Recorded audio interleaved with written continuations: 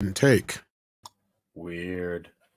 There it goes. Friends, if you're looking for real old school laughs, you're in for a treat because we've got them right here. Flip City Magazine. Remember MEAD magazine? Then it went woke? Well, don't worry. Flip City has no chance of going woke. That's right. 4 times a year, you'll get an actual printed magazine full of jokes, stories, comics, and more, all about today's pop culture, entertainment, and woke politics. Flip City takes terrible entertainment trends we love to hate with hilarious parodies of Lord of the Rings, Stranger Things, The Walking Dead, Star Trek, Hunters, and more. Trust me when I say there is nothing else like Flip City on the market. So subscribe today. It will be delivered in print, or you can even get it digitally if you're one of those wacky Zoomers. Either way, follow our link and sign up today, and if you put in midnight, you get an extra 10% off. Check out Flip City Magazine today.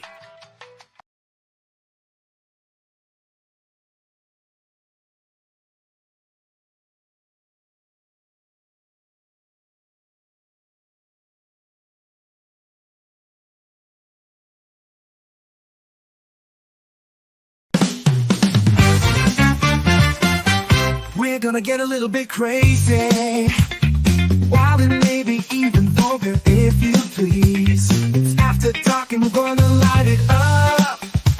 We got some fun in store for you, no tease. It's time for Midnight Edge after dark. A little naughty, will hopefully make you chuckle, but we ain't trying to hurt nobody. So get ready quick on the double, cause it's time for Midnight Edge after dark.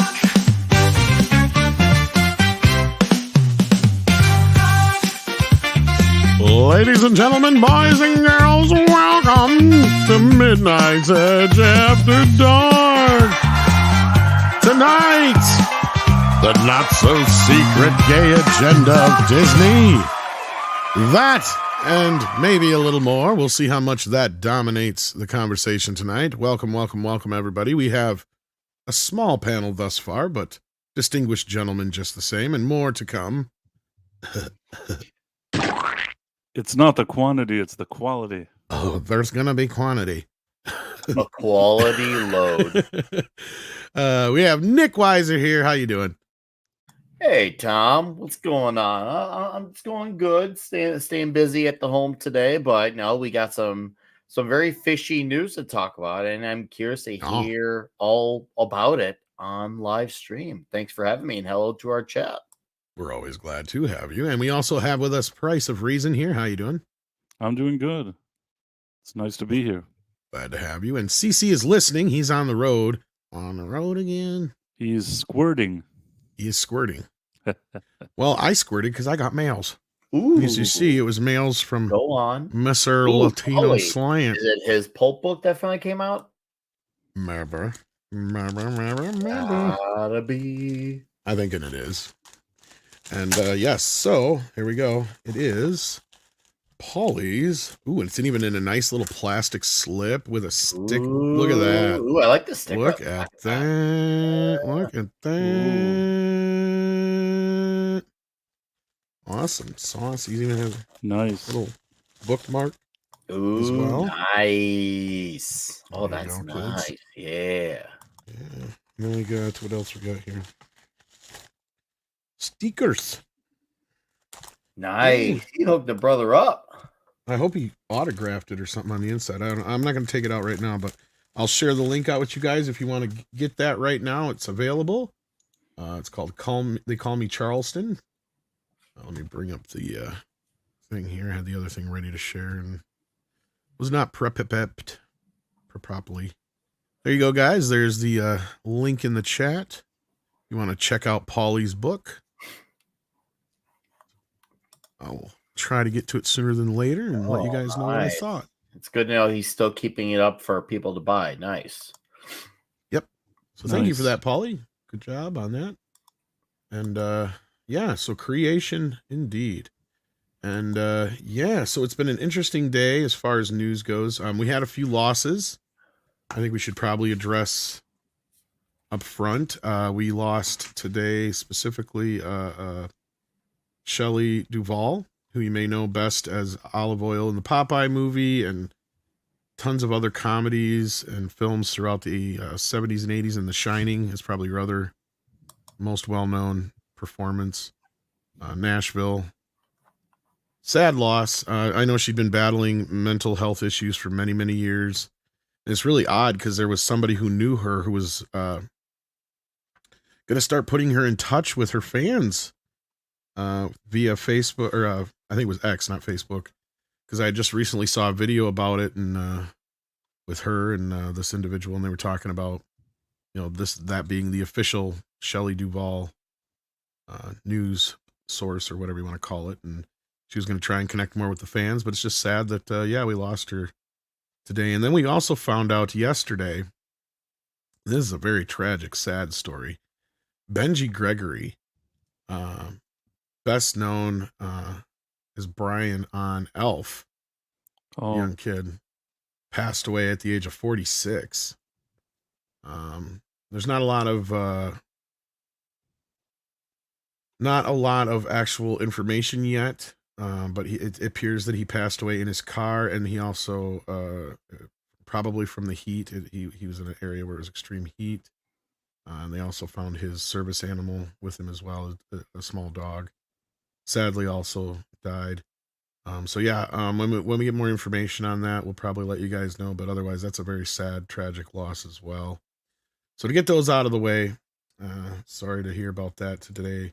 Our thoughts and prayers go out with the families of those involved. And I don't know if you guys wanted to say anything real quick about either one of those, but of course, Elf, being a big thing around here, I knew we couldn't not address it. So yeah, I got nothing to add. Well, in besides rest in peace, of course. Really unfortunate. I wanted to ask the kid from Elf, was it one of those situations that he was like a child actor and then things happened to him later, or?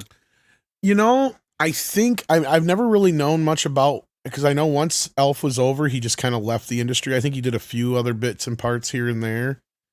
And his sister, I think, had acknowledged that he had been dealing with some mental health issues of his own over the years. Didn't specify, whether it was something from the industry or just, sometimes when you're a kid star and you just kind of, your career fizzles out, it's not easy to maintain. But I don't know of any drug problems or anything like that, and I don't want to speculate too much until we know more. But yeah, it's just a sad story. The story is out there right now, what we do know, the basics. And my understanding is he was in a parking lot of a bank, which, and I know this really sucks to put it this way, but for those animal people out there, the fact that if he was in a public area and nobody heard the dog, it makes me believe that maybe the dog was already asleep and probably passed in his sleep. So hopefully the dog didn't suffer at all, is what I'm thinking. Because you know how people react when they see a dog in a car, right? In the hot weather. And people think he just nodded off in the car and died of a heat stroke, most likely. And it could very well be. And I mean, anybody who lives in any extreme heat places knows how that stuff can hit you pretty hard. And even living in Wisconsin, a much northern state, even when it's, toasty and humid out, I can feel it when you get outside, especially when you step in a hot car. It's, you get that kind of wave of, over you. And just sometimes, if you get caught at the wrong time, it's just, I don't know. I don't know what happened exactly, but I'm sure we'll find out in the next few weeks. We got Connor. Oh, go ahead. No, it's a shame. I don't think that he did a ton of stuff after Alf, but he was good on that show. And, we all grew up watching it, or a lot of us grew up watching it. So yeah, sad. Yeah, it is. Then we got Connor Dorian, who says the upcoming Penguin TV series and Dune Prophecy prequel TV series will both be branded as HBO originals. Wow, actually, this was going to be one of the stories we were going to cover later. Since you brought it up now, we might as well cover this now. But yeah, this has been news that's been coming out, and something that Script Doctor and I have said that the industry has to realize and learn and switch back to, and that is actually showing their shows on television first and then bring them to streaming afterwards. Because makes more sense financially to have these shows on HBO. And this is not too long after we just learned a handful of other shows that were meant to be Max originals are now going to be premiering on HBO instead first. So I don't know if you guys had any opinions on this, but I'm not surprised in the least. I'm not surprised. I think that it was always a mistake to. I mean, you've said it before, but I also agree with you that just taking away the HBO brand and going for that whole Max thing was weird to me because I always thought it was of Cinemax. I never understood what the big idea was to make it Max instead of HBO Max. And I wish I knew. Having that brand, I mean, you spend decades building a brand that people know HBO, and they know that supposedly that's seemingly a quality show, not always, but at least in some cases has been quality shows. So you have this brand that could be attached to shows, and you just flush it down the toilet. It never made sense to me to begin with. Yeah, me neither. Same thing with script, and that's why we always said that, especially with some of these quote-unquote prestige shows when you're spending this kind of money. I mean, it makes more sense to amortize them across as many monetary forms you can, right? Like starting with either HBO or Showtime if it's, Paramount, and then move it to Paramount Plus or Max or what have you, Disney Plus, if it's, or it premiered on ABC or CBS or whatever. It's not like they don't have a dozen other outlets they could put these shows on, right? Like, right. I mean, look at the success of, even though the weird thing about Yellowstone was it initially premiered on the Paramount Network and Peacock as far as streaming. And then, eventually it would go to Paramount Plus. Well, they actually made some money on that then, but they also went and turned around, and once that license was over, they went and put it on CBS, and it was a huge hit for CBS, even edited. So go figure, right? Well, so, that being said, not surprised. But yeah, you got something to say about the Pengy? It's just, I mean, on a technicality, the show would be a Max original anyway, since it's an original show from Max, but by no way. The only way it could be an actually original show is they took out Gotham City, any affiliation to Arkham Asylum, the Waynes, anything associated with Batman. Well, Pattinson's supposed to pop in at some point. Oh, wow. Well, wow, what excitement. The big discussion was whether or not he was going to be just Bruce Wayne or Batman or both. Because there was some things swirling around that Batman wasn't going to be allowed, but we'll see. But I've heard rumors that he will show up as Batman at least once or twice. Yeah, wow. That's where I am. It's the biggest anticlimactic. Wow. Don't care. And regarding Shelley Duvall, for years I've heard she's had issues and stuff, but I never really knew what happened to her. She did have that time back in the day where she was considered, more high profile, and then over the years. Well, no, and what happened? She just kind of there was never a real downward trend for her. Because this was my memory, because growing up, especially in the 80s, she was constantly popping up on various things here and there. She even had, I think, a show on HBO for a while. Uh-huh. And then all of a sudden, she just, up and disappeared. And, well, it turns out she had, a mental breakdown and all this other stuff. And I was speculating on this morning. I was kind of bringing up how she kind of was in that era in between where we started to kind of notice mental health issues. And, especially when these individuals would turn to drugs. So a lot of times people just go, oh, well, they got into the drugs, So that was kind of one of the things. And then for years, people blamed Kubrick for making her go crazy. And I'm like, no, if you see anything with her, she's clearly got or had some mental health issues. Big time. Clearly. And it's type of stuff now that would be easily noticeable and diagnosed. But in that period, in that kind of period at that point, they had, I don't think they quite had pinpointed a lot of that stuff, and it wasn't the kind of thing where we'd notice a lot of the red flags like we do now. But I mean, she was very prolific for the longest time, and as far as I know, she just kind of lived quiet life in this small town and tried to stay out of the limelight, more or less. Wow. Well, and I'm sure we'll start to learn more about her, but yeah. I mean, sadly, these stories seem so commonplace that it's just like another thing to Hollywood, and even to to an extent for just the greater public as well. It's sad. Another one goes down in tragedy, and it's sad how comedy stories are, and still things don't really get done about it. There's just acts of looking like things are getting done about it. Well, that's what I mean. Like, I don't think she ever quite got the help she needed necessarily. I know she had gone into certain treatments and such, but sometimes it's also hard when you're sort of known. I mean, somewhat known, or I don't know at this point, but if you're known and you're sort of a public figure, maybe you don't want people talking about it, and maybe it's more of a challenge to actually go and do something I'm sure about that it. adds to it. I'm sure it does. And that's also another thing. She's got people probably around her who don't also want her to change because they probably rely on some of her behavior to use as press. That's plausible. Sadly, like that would sound crazy like 10, 15 years ago, but nowadays that sounds right in line with reality.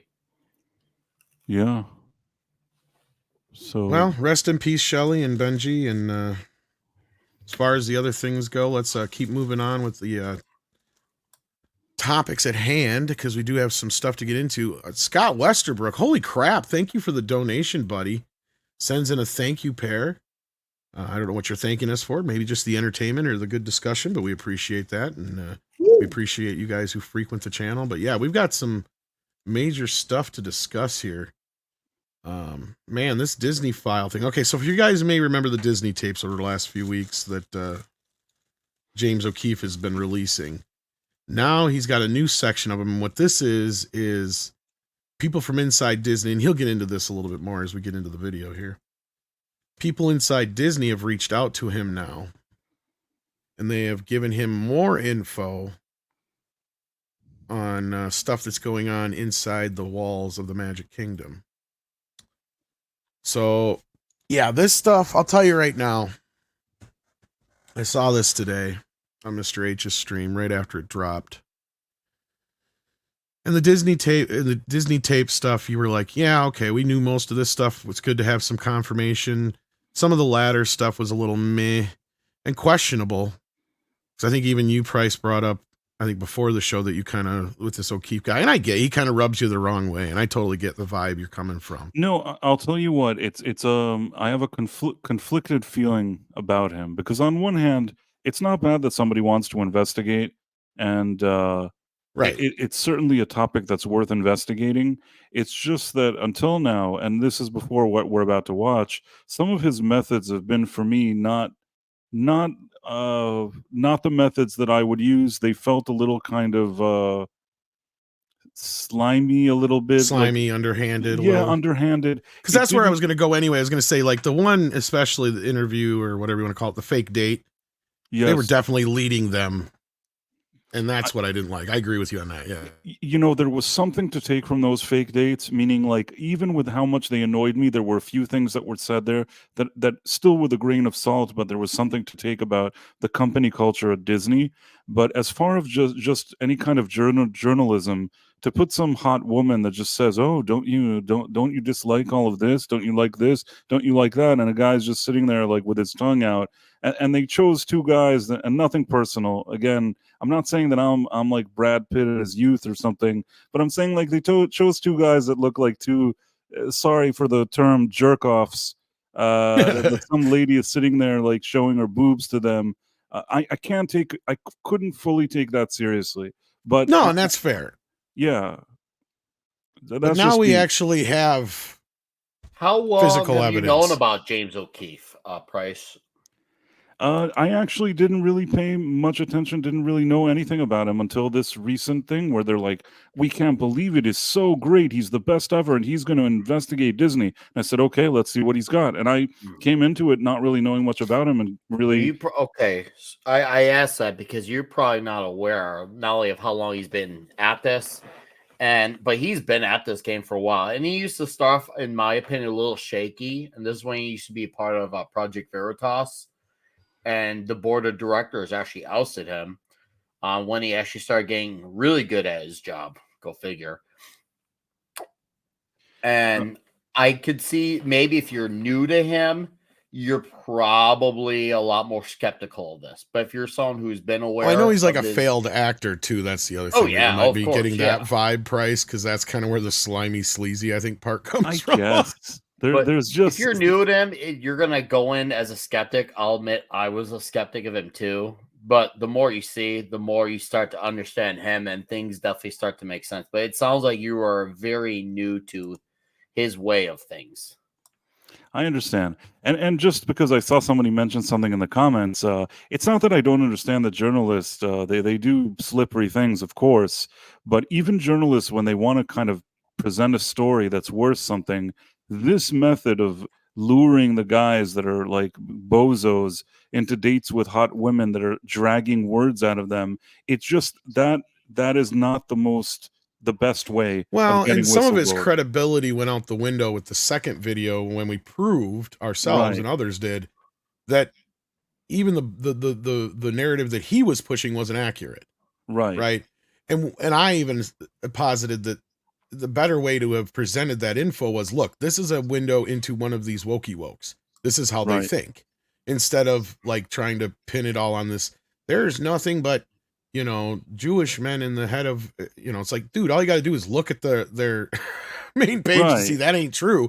Now, if you would have ran at it with a big lack of black representation as far as black men and very few black women, yes, that would have been a bigger point. But there was a Right. lot more than just, yeah, he lost me on that one a little bit. And then the third one was the one where I was talking about where he was leading the chick was clearly leading the individual down that path. And it's like, yeah, I'm sure a lot of guys, not myself probably, but a lot of guys would cop to some of that stupid shit because they think that's what this chick wants to hear. Right. Yeah, And it's hard with some of this to figure out what is like outside the stuff that Tom did disprove. That's true, but he also does have a very straight to the throat method going about this stuff. This is right in line with what he's been doing for years. I'll tell you, my jaw was on the floor with some of this shit because look, to try and set this up, just so you guys know, and I'm not trying to build up too high of expectations here, but we do have actual physical proof now of all the not so secret conspiracy bullshit that we have been trying to tell people about. And it gets deeper and darker than even I could have possibly imagined from the shit we've heard. Now, it's not going to get so deprived that you're going to see some extremely graphic or, like I would say, anything to do with like child trafficking or anything like that. But there's definitely some smoking guns in this motherfucker. Right. So we're going to start breaking into this now. But before we do, yeah, I saw this. Yeah, this is kind of funny. What did Alpha arrive with the flash? Facatino sends in $4.99 to bring up that Biden just called the president of the UK Putin. Yeah, I shared that on Twitter. I saw that. Yeah, that was kind of embarrassing. Embarrassing indeed.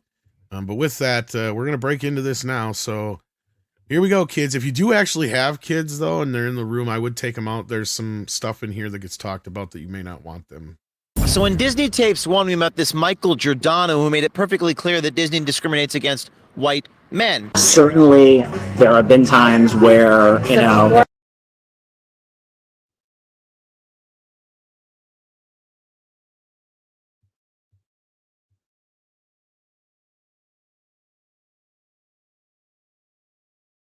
in Burbank, California, reach out to us to share their insight into Disney's bizarre fascination to transform a once trusted family entertainment brand into a multi-channel LGBTQ trans fest. Our brave whistleblowers on the inside of Disney have given us an inside look at Disney's internal communications hub, internal employee websites, group chats and bulletin boards, Disney's company employee roster, and their Slack channel threads. And what we've discovered is so shocking that it makes the Disney Tape series look like child's play.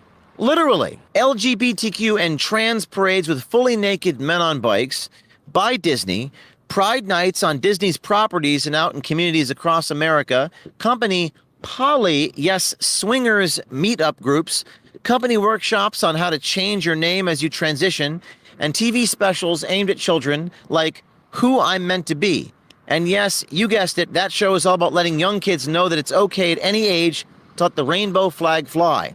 And it looks as if it's sponsored and sanctioned by Disney. So now I welcome you to the series, The Disney Files, an undercover investigation where we take you deep inside the bowels of Disney's internal communications apparatus and explore just what is driving Disney's rapid downward spiral into the boneyard of wokeness. In the Disney Files, we're going to expose Disney's employee text messages about children at sexual pride parades, how Disney is sponsoring LGBTQ resources for minors, and now Disney is creating more and more gender-neutral bathrooms at their parks and businesses. And on top of this, how Disney is actively assisting with sex change surgeries for their employees and a whole lot more. Disney has several primary communication channels, including a Disney employee Slack channel, a central communications hub called My Disney Today, and if you work at Disney and want to contact other colleagues, they use something called Disney Roster. Since we'll be referring to Disney's various channels of communication throughout this series, let me briefly explain what each channel is and how Disney's employees use them to communicate. First, there's...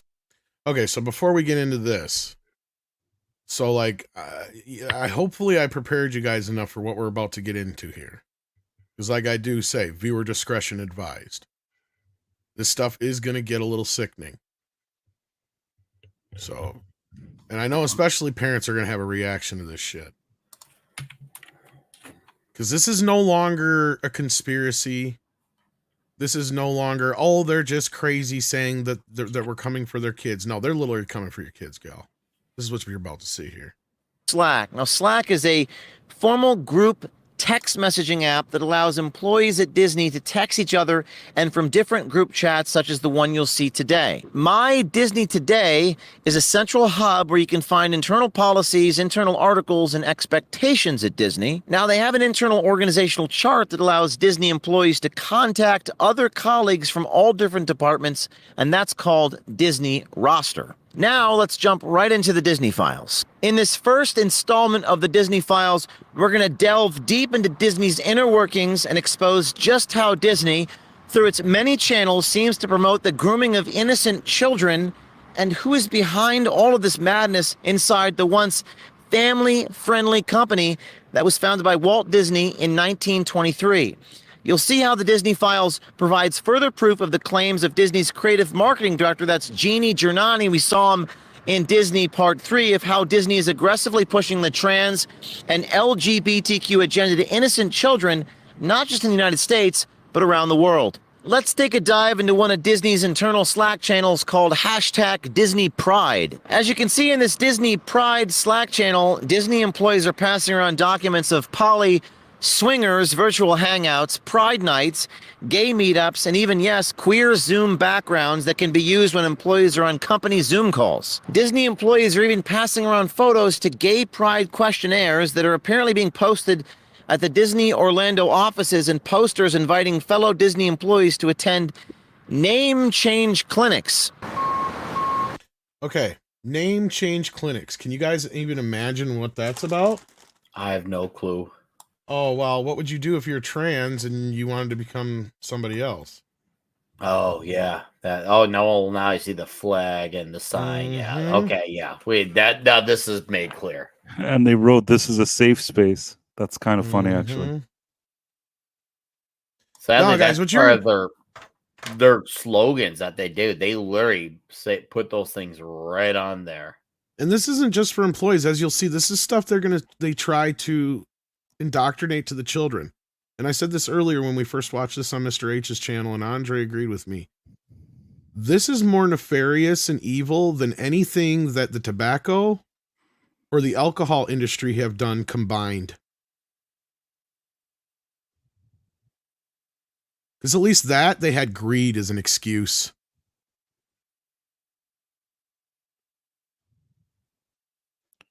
I mean, it's just, this is insane. Are these things that it's welcome, just script doctor? The employees are talking to each other and sharing this with each other? Partially, some of this stuff, and this is what you'll start to see. This is stuff that's sanctioned by the company. This is some of this stuff is internal stuff that they're passing around within the company. And he's also going to show that there's events and pride events that are sponsored by Disney as we get going here. Change clinics. How you doing? You work for Disney? I'm James O'Keefe. You see the videos 2 weeks ago with the guy was on video? Yeah, this is kind of on hidden camera. Well, no, this is important because you should check it out. The Disney Vice President, Michael Giordano. Well, okay, this is what that is an important point, Script, because I actually did bring that up on Mr. H's too, and that is because somebody asked about, well, are people starting to paying attention to this and all that stuff? And what about Inside Out 2? And I made the point, like, look, people in our circles and all that kind of stuff know about this stuff. But as far as the general public outside of Twitter and YouTube, they don't. Yep. That's something a lot of people even didn't understand with the South Park episode involving Kathleen Kennedy. It's like, yeah, sure, it wasn't anything that was supposed to like surprise us. It was meant to get to normie pop shit. I've never heard the name Kathleen And in fact, Kennedy. I actually challenged the audience. Sorry, Nick, I just want to say, and I'll challenge this audience to do the same thing. Send this O'Keefe video to one of your friends that you would or family members that you would consider a normie, somebody who does not listen to our kind of podcasts, okay, and see the reaction that you get out of them. I guarantee you most of these people will have been completely unaware of this, and even some of them will probably go, oh, well, that explains why things have been so weird with Disney shit lately. And I think y'all will be very surprised at the response you get, especially people who stay off Twitter and stuff like that. You know what I mean? So, like, just to see those responses and let us know what they say, because I'd love to hear the responses. I'm willing to bet, because Script is right, and I brought that up too, is that, we got to remember, Twitter's not real life. Like 80% or more of the population doesn't pay attention to most of this shit most of the time, or it doesn't really even cross their... They're too busy with other stuff. Like, a lot of people don't have downtime to hang out and do what we do. They just don't. And so there's no reason for them to be aware of this stuff. And guess what? No other media outlet is covering it. No one is investigating it. I mean, this is important, because what this really is this is exposing the fact that Disney has been troublesome long before these types of agendas. Like, they've been doing this type of stuff, trying to get inside the kids' minds in order to manipulate parents, in order to buy more of their merch, get more involved with their own company for decades. Right now, people are just getting upset about it because it's now crossing into other areas of morality. Well, just before you came in here, just before you came in here, Script, I don't know if you heard me or not. I said this is more nefarious than anything the alcohol or tobacco industry did combined, because at least they have greed as an excuse. What you're just saying is the same basic thing, right? Back then, a lot of that shit, they're indoctrinating kids into the Mickey Mouse Club, but at least it was greed as an excuse. This is about the other side of things, some evil fucking shit. Right, that we've talked about before, and it's no longer a conspiracy theory. Right. I mean, we're not getting into like, consuming children or anything, but it's getting damn close. Well, anyway. I mean, it's going to orbit around that, because really, when you take a look at what these tapes are, it's all about just kind of it's a form of their breeding. It's like they can't have kids of their own, but if they teach their kids to do their style, and then they will then continue on, and that's how they grow their numbers. And I mean, the thing is, like, this is just where it is right now. Like, the threshold is like to actually physically assaulting kids. We haven't gotten there yet, but there's no doubt in my mind that there are definitely people within those areas that are definitely contemplating such things. And then there's those that are just like, well, no, we just want to share our way. And you're like, well, those two are going to come to a head because they eat their own. And on top of that, they're using the guise of greed in order to try and further propel this throughout the company, because they're saying this is the direction that the world is going in. We have to be on the ground floor so that we can make all the money when these people grow up, because they'll know that Disney always supported them and their lifestyle, and they will spend money to reward us for that encouragement and that development to make their lives better. And it's hogwash, of course. No, you're 100% right, and it's fucked up. And somebody who has a kid, and I'm sure has a lot to say about this. We caught him in the middle of dinner. The world famous Mexican Iron Man, who is not a YouTuber. That looks yummy, actually. Anyway, welcome, Mike. We're glad to have you as well. Thank you, Script, for your base comments. You are 100% accurate.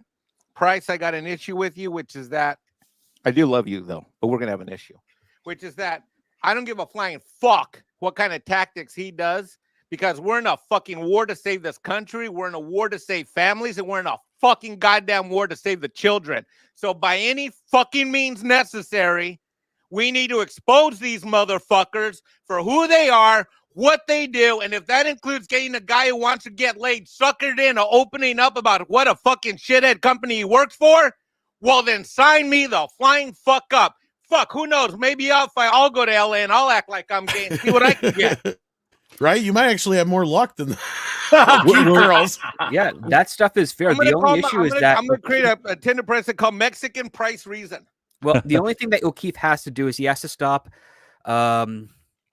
embellishing and lying to a degree with regards to some of the players that he's been exposing. Because again, he's trying to make this Giordano guy like he's a high up guy in Disney, and he's really bottom tier, and that's just he's like at low mid level. You're right. Exactly. No, but Mike, yeah, we addressed that too. I want to address what Mikey said though. I first of all, this thing that we're watching today has a lot more merit than the previous two things. Yeah, and guess what? What we get today doesn't happen if he doesn't do the shit that he did 3 weeks ago.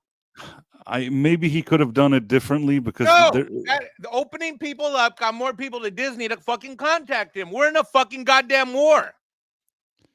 I don't know. I mean, this. Yeah, you know what? You're living in a fucking. You're living in La La Land, thinking like there's to put journalistic fucking standards. Get the fuck out of here with your. No, it's not that I want journalistic standards. I just think that specific thing. I don't know why. It's sort of. I don't believe people that are trying to go to bed with some lady. Yeah, it's okay. You can learn something about the company culture, but like Script said, these were low-level weasels. 2, they were jerk-offs. It really just, it wasn't a good look. But, you know, I'm open what? Sometimes in order to convict a drug dealer, you got to get the scumbag street CI informant, the confidential informant, shitbags. To be fair, I think we kind of addressed a lot of this earlier. You know what? Maybe I'm coming in a little hot because I got a fucking goddamn 11-year-old. No, I mean, I'm not arguing with you regarding this information that we're seeing today, and I actually think he did a much better job here. But I understand what you're saying. We have our different opinions, but I'm not offended by what you're saying. I just, you know, just looking at those other weasels and jerk-offs, they were just weird to me. By what I'm saying. You just have to acknowledge that I'm fucking right, because I am. I'm fucking right. Because if he doesn't do what the fuck he just did the last 2 or 3 or 4 weeks, and you didn't get the shitholes doing what they did, he doesn't get the motherfuckers coming forward on this fucking video now. It's directly linked. If he has the standards that you want and he stays away from fucking Disney, then this video doesn't come out now.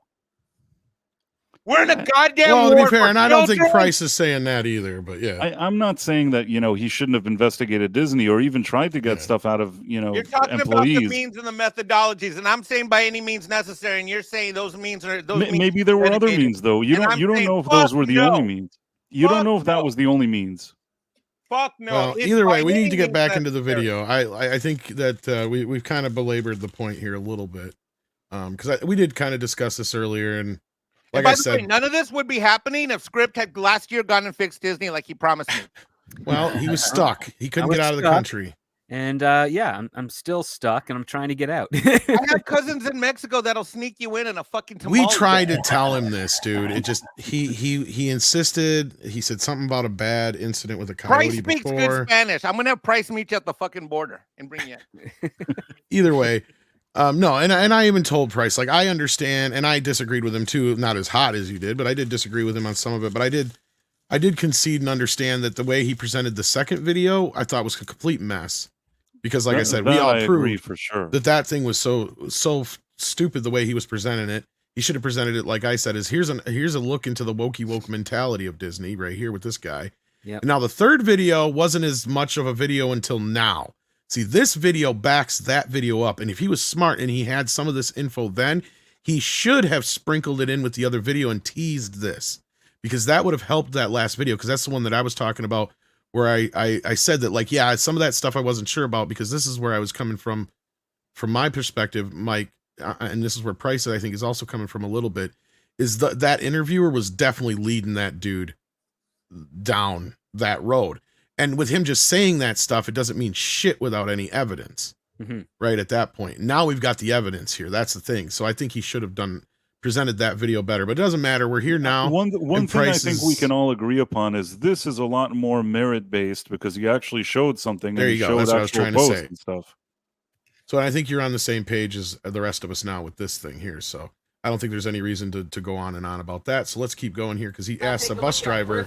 It's all over the internet. It has like 10 million views on X and YouTube, and going viral phenomenon. I'll look at it on my lunch hour. Yeah, please do. Let us know what you think. I've had it. Phone. Protect your privacy. Unplug.com. Harrison. Okay, so let me get back to this thing here. Okay, so here's the second part Now, something highly disturbing we discovered here was a Disney employee named Honey Harrison, who is promoting a Disney-sanctioned and sponsored Seattle Pride event via the Disney Slack channel.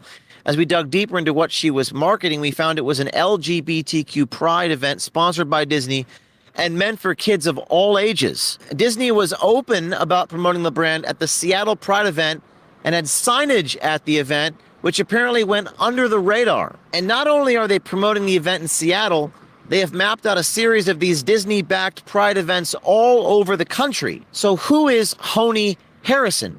Well, as it turns out, Honey is the Mobile Product Operations Manager at Disney. In addition to her position at Disney's Mobile Product Operations Manager, she's apparently one of the world's top pinball players.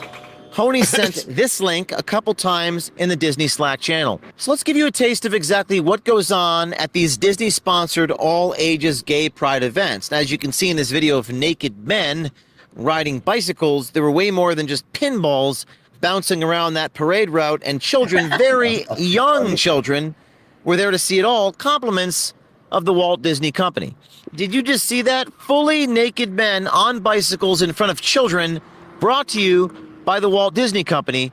Show it again in case you missed it. That's not very diverse. Where's the women? Huh? Yeah, women on bicycles. Well, now we know exactly what Jeannie Giannani, the creative marketing director, meant when he said the, quote, unspoken truth. That's the unspoken thing. See, that's what I mean. He should have sprinkled and teased this in that video. That was what I was getting at. But yeah. Should children at these young ages be subjected to such sexual imagery, and should Disney be promoting it? As we dug deeper into Disney's Slack channel, we found that a Disney employee named Adriana Aguilar showed a map of all the pride parades that Disney was sponsoring. Yes, they're taking their show on the road. As you can see on this map, Disney is apparently sponsoring pride parades. I'm going to pause this just in case some people in the audience want to make sure that their city's not on this map. Mine's already coming on. 4 in California, 1 in Washington, Texas, in Chicago. Florida. No, I was working near Chicago the day that happened. I had no idea D had their name attached. I knew about the parade, but that part honestly is new. So a lot of these have already happened. Yeah. Mm-hmm. You don't see South Carolina on that list. Fuck no, a lot of these are not Southern except you for a don't couple. see Georgia on that list. You don't see South Carolina. Well, you got Raleigh. That's South Carolina. Yeah. No, Raleigh's North Carolina. They got you're right, commies up there. They're weirdos up there. They just do whatever up there. Yeah, I've heard that story. Like, yeah, I remember they just copied your name. I remember a lot of customers coming in that day of that parade to my employer, and I'm like, oh. Wonder what's going on. Now I found out about the parade. I'm like, oh, it makes sense. Like I said, I had no idea that big corporation's name was attached to it, but I knew about it going on. And I didn't know, I will say, I don't know if I didn't hear any word, because of course I didn't go. I didn't get any word about there's any youngins. I didn't see any parents who, let's just say, brought their kids looking like they are going to go to that. The only people who I saw who looked like they're going to that, probably at the youngest, probably looked around 17, 18. So, like I said, take that with a pinch of salt. Well, because I wasn't there. I'm just basing off. I'm out literally right outside of the parade viewpoint. The next one is in San Diego, which I believe stands for male vagina. Yeah. And then look at that. You got Orlando and Honolulu during the school year, along with Anaheim. So yeah, they're hosting these events while kids are at school. So, schools are going to be told, hey, we're going to go out and celebrate Pride. Disney-sponsored Pride. That's another part of the problem, yeah. And not only that, I mean, they say Pride Month, but it's like, well, you got all these 6s, and then you got 1, 7, 8, 9, 10. Like, that's not a month, that's a season. No shit. Well, that's a the year goal, at this to try point. to make it basically an all-year thing. That's why they June add 1st all the way till Halloween. They quit at Halloween just so they can get dressed up for Halloween, yeah. Do you remember, Tom, when our thief and chief president announced the, let's just say, day of visibility on the same day of Easter? Now I'm hearing that, I'm just like, wow. Really? That was absolutely done unintentionally. Whether it was straight from him or whoever does his speech writing for him. It was clearly done because you had all these days to do that, but you picked it on the day of obviously a very religious-based holiday for many. Parades in Washington, D.C., Fresno, New York, L.A., and more. Disney is sponsoring these pride parades all around the country, as you saw in the graphic. As our investigative journalist at O'Keefe Media Group dug even further into Disney's internal communication channels, the journalist discovered that Disney has a not-so-secret partner named Zebra Youth. Now, what is Zebra Youth? Zebra Youth is a program that was formed to assist LGBTQ youth as young as 13 years old, and Disney seems to be all about it. To give you some context, Zebra Youth is described as a program that advances its mission by providing high-quality, culturally appropriate programs designed to meet the unique needs of homeless and at-risk LGBTQ youth ages between 12 and 24. AKA human trafficking. Now, why do you think all of a sudden we got this thing going on in California where they're claiming that this bill against human trafficking discriminates against the LGBTQ plus community?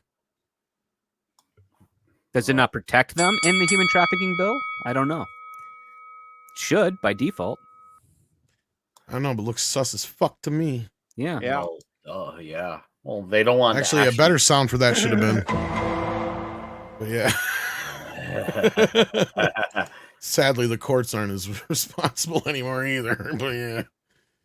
Even if they wanted, here's the thing: bills like that, they are not going to actually try to intend to solve these things. Me too, Sebastian. If a lot of these things are done based, I hate sadly to make it sound political, even though we're kind of already steering there, but it's done because if you actually solve the problem, you don't have the use for these people. And well, they're going to act like they are going to solve the problem for you. As long as you keep believing into that lie, they can keep relying on your vote that way. They don't actually want to solve proper problems. They'll just talk about it. These are cottage expect you to believe into the rhetoric. Yeah, these are cottage industries designed to employ people with no other skills. Yes. And this is directed at risk teenagers and youth. Yeah, well, under the guise of getting them into, a stable home environment where they can be self-sufficient. It's like, well, listen, you say that, but what are the tactics, really? And here's the other part, too. They used homeless. It's not homeless anymore. It's unhoused. So they're behind the times on their own mission statement with the terminology. Yeah, that's part of one of the Yarpound script is when people on the other side conform to that language, is because when the minute you start saying their words, well, then you just legitimize every type of term that they want to say. I thought we were using the new term urban campers. Jesus Christ. I like that.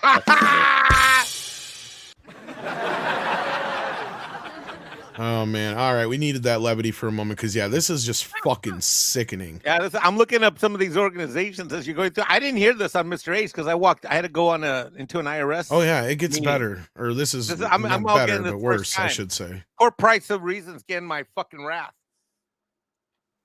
Lord almighty. Anyway, let's keep rolling here because we're just about near the end and it just keeps rolling. Under the radar and hidden from the public, Disney actively promotes the Zebra Youth program. And if it were not for our brave Disney whistleblowers, insiders shining a light inside this company, we would not be able to bring this shameful practice to light. And as consumers and shareholders, you and I would never know about it. As we uncovered, and as you can plainly see on your screen, Disney partners with Zebra Youth as a third party to help out LGBTQ youth, even providing arts and crafts for them to do. Amazing works of art like Gay Mickey Mouse, where Disney encourages kids to put colorful sticky notes, quote, where they belong. Now we dug deeper into the Disney. Dicks. Paper mache dicks too? Do we do that? No? Just maybe. This is just fucking disgusting. Sorry, Mike. Files and found their internal org charts. Disney's organizational chart is a winding web of names and titles that starts at the top with Disney CEO Bob Iger and goes all the way down the employee food chain, explaining who's who at Disney and who does what. Now, let's meet Disney's Vice President Queen Denchukwu and her DEI team. Queen, who ironically is one of the few queens we've come across at Disney who actually claims to be a woman, is Disney's vice president of DEI. In her role as vice president of DEI, Queen aims to implement diversity, equity, inclusion at Disney through all channels of the company onto all employees. Now, we also checked out drag queen Jeannie Giordani's team and their profiles on Disney's org chart and found out who is on the creative marketing side of things and who exactly is in charge of what. Jeannie reports to Vice President of Marketing Casey Brickner. On the creative side of Disney, they aim to produce proper marketing of products, ideas, and events all across Disney. Again, it begs the question, why is Disney so obsessed with pushing LGBTQ and trans programming at young children? And why are so many Disney employees passing around links to pride parades and exposing children to naked men on bikes, promoting this zebra youth and passing around poly swinger lifestyle meetups? Why is it that Disney, a brand that at one time was best known for enhancing the childhood experience, by all appearances has morphed into an organization that is hell-bent on stealing your childhood's innocence and prepping them to be grown into a den of groomers and predators? It just begs so many unanswered rhetorical. I can answer that. It's because the youth are the most impressionable, because they will believe the most wildest, craziest, wacky things. And if they see an adult that talks about something in a civilized, very proper, normal type of manner, they're going to take it and interpret it as normal. And to them, if they see someone, let's just say, pushing you back against something that actually is crazy, they're going to think, why is this person doing it? This person must be wrong, seeing this as bad. But they don't know that because they've been taught and subverted into thinking that that bad thing that they grew up thinking was bad, was good. That's why they go for it, because they're the easiest to get to change their minds on their things. That's exactly why they do. They know that they can't change the minds of people who are a lot more informed on their thoughts, whether it's in their 30s or older. So that's why they're going for this route, because they're playing the long game. They know that they're not going to win every battle, but they want to win every war. Well, and that's why I compared this to the alcohol and tobacco industry, right? Because they were busted for doing just that. Yeah, gearing shit towards the youth. Yeah, gearing stuff towards kids, making it cool. The thing is that industry, both those industries, still managed to flourish without any advertising, aside from like your typical beer commercials. Yeah, because the cigarette commercials, they don't exist anymore. They went out of style when I was like a toddler. Yep. Like, I think it was like 1980 they had quit, or whenever. It was either that or when Reagan became president. One of the two. It was actually, I think the last one was the first Bush was in office. That's when it ended, because I've seen those old commercials. They are very mid 80s. But they were done, and what's kind of ironic is that cigarette companies ended up making more money because they didn't have to spend so much on advertising. Well, yeah, because they had already got them. But the other part too is, like, when you take a look at the infrastructure that Disney's using here, they're following a very ancient model of indoctrination that, I'm sorry to say, like, listen, you may be a religious person, that's fine with me, it's fine, but they are using that model in order to do that for their own cause. There's also something else I want to say. Six just sent me this. Sorry, I just got to say this real quick. Thank you, Six. Zebra Youth has had their account suspended on X, by the way, for violating rules. Go ahead, Price. Sorry. I was saying, and this is, I hope doesn't get me into trouble. I mean, I don't know how to balance this, but I think that back in the day, if somebody was gay and worked at a company, I think that that's just what that person was. And with this company, at some point, for whatever reasons, they started really embracing and nurturing and pushing and hugging and doing all this stuff, and the employee gatherings. And the more they you're John Lasseter, anyway. Well, I mean, it's the flamboyancy attitude of it, because again, there's gay people, and then there's gay people, and the gay people just don't care, and then the other ones want it for attention. And the thing is, the attention seekers are the ones you have to watch out for. I've worked with a lot of gay people in Hollywood, and even outside of it. I know some of them that are dads that have kids that are straight, and they have grandkids, and they love them, and they protect them, and they don't do any of the crap we're seeing here on this video. And they're clearly outraged by this type of thing, because it's never about, oh, look at me, I'm the attention whore of the office, and aren't I funny with my sass and quips? It was all, I'm just here to get my pay so that I can go home and be with my family. But Right. I'm suggesting that they created this company culture that they so aggressively try to quote unquote embrace and push all of this, and hiring more and more people and continuing to push this atmosphere and this company culture, that at the end this is what you get.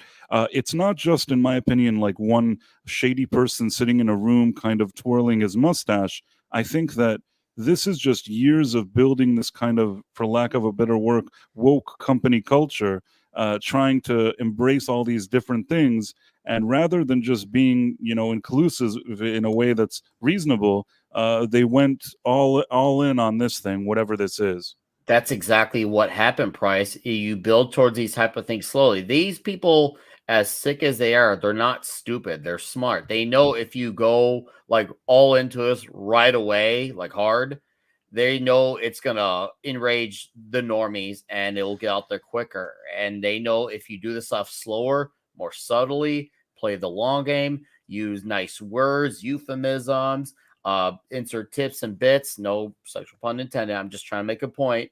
And you just slowly nudge your way in. People get that desensitization feeling that, well, we've already at this stage. What's slightly more of that? They want that desensitizing feeling that we already have this. What's a little bit more? They're the thing is, they're not stupid. I hate saying that. They're demented and sick in the head, but they know what they're doing. They're not incompetent. This is an absolutely messed up game that they're playing, and they know that if people keep going along with it slowly but surely, they will accept a little slower. And then before they realize, oh crud, how did it get here? Well, you helped it get here by letting them go into these things slowly. Yeah. Well, I want to get this may have picture off started the in screen. good intentions, whenever The road to hell is paved with good intentions. Yes. Speaking of, unfortunately. Yeah, I want to get this a bit off the screen here. Questions. So There's coming not much up left next either. week on Disney Files Volume 2, we dive even further into Disney's internal healthcare policies, if you want to call it that, and gender-affirming care that they actively promote to their very own employees, and how Disney not only encourages and celebrates the LGBTQ movement, but they use shareholder money to pay for employee sex change operations and even produce seminars. That's right, seminars on how to change your name. Too, We've also obtained an exclusive internal video inside Disney from person working at the company that Disney does not want you to see. And here is a little tease snippet of that.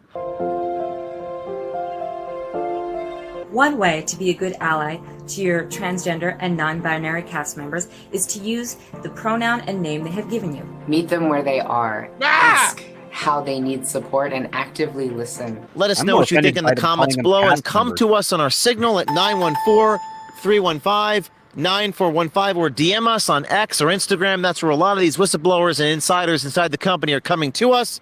And stay tuned.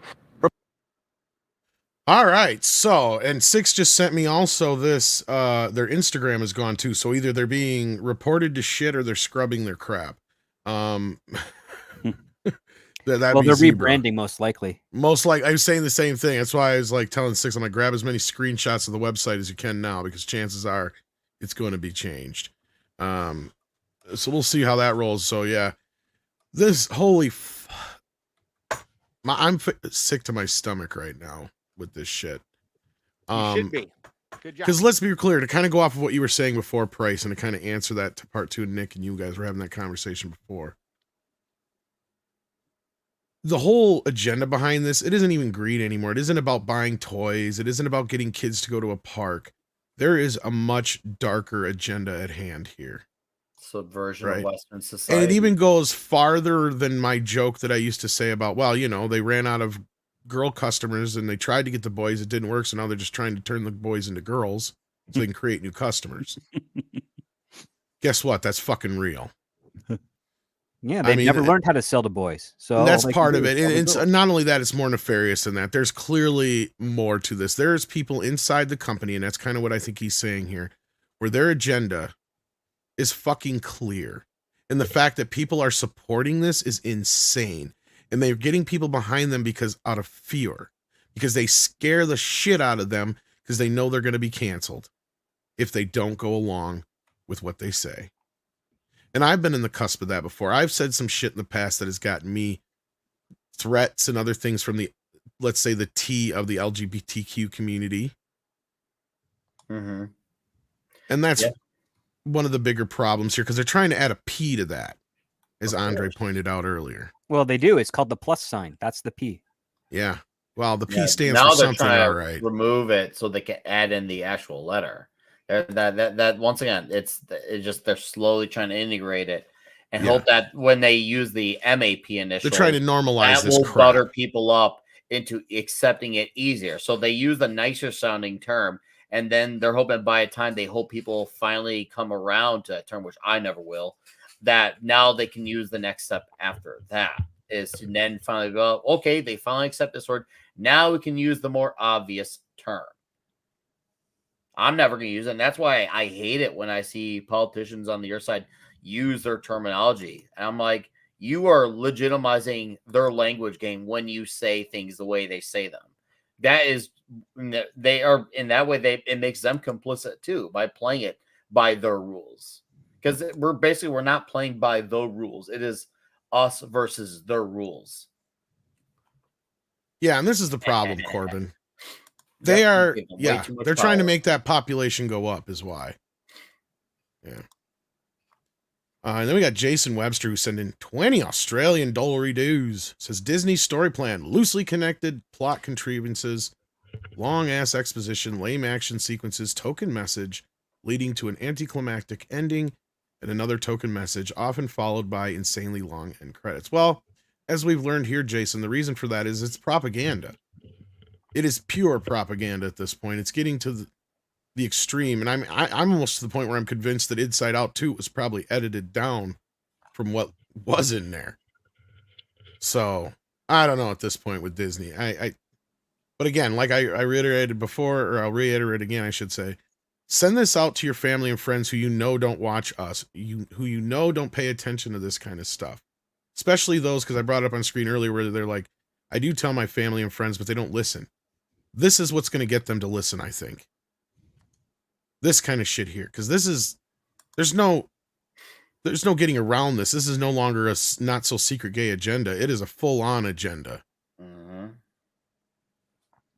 Mike, it's hurting the gay community because the bi, trans, all that stuff. I don't know what they are these days. They're not what they claim to be. Well, and I have a lot of old school gay and lesbian friends, and they're not cool with a lot of this shit either. I know some as well. The gays against Gmers and stuff like that are all about too. And they're gonna have a field day with this. Oh, you know it, and that's good that they address that and call that stuff out. And I saw someone mention chat. Well, they're trying to cause people to be even more bigoted against it. That's the point. They want them to have their positions of not liking certain people like this reaffirmed, because once again, there's no intention to actually unite people.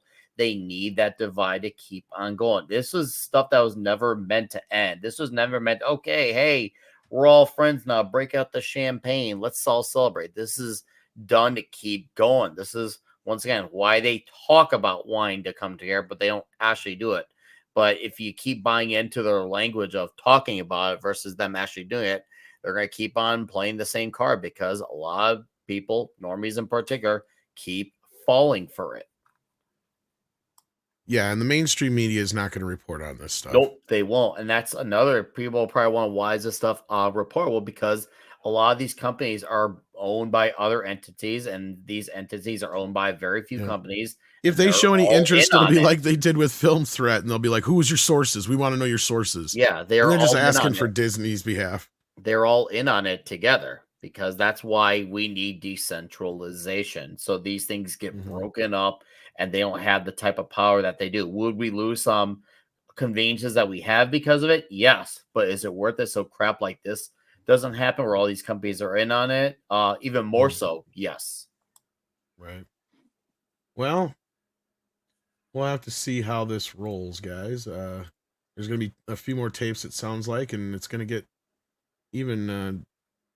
we're going to get even more information. Now, Mike, you've been mostly quiet other than before the video got rolling and such. I was letting you guys have a civil conversation, so I didn't come off as being a crazy Latino. Oh, you're fine, brother. Stop it.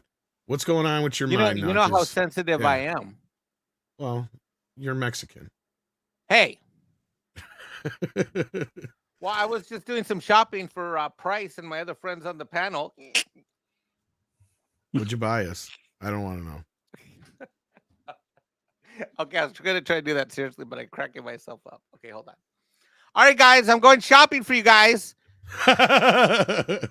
Okay, so I'm going to get Price Mickey one of Pride. these. Ooh, I like that. Look at that. See right there, I'm going to get Price, Reason. I can put my name there. It's great. Right. And then right there, I can put Script, Doctor. No, I can't do Script. Script's going to come visit me. He'll beat my ass. Hold on. I don't know. I'll take a colorful Disney shirt. All right, here we go. Yeah. Here's one. This is for Nick. He could wear that to a meeting and actually get a job at Disney. Right. Yeah, I could. Just go in acting like fucking.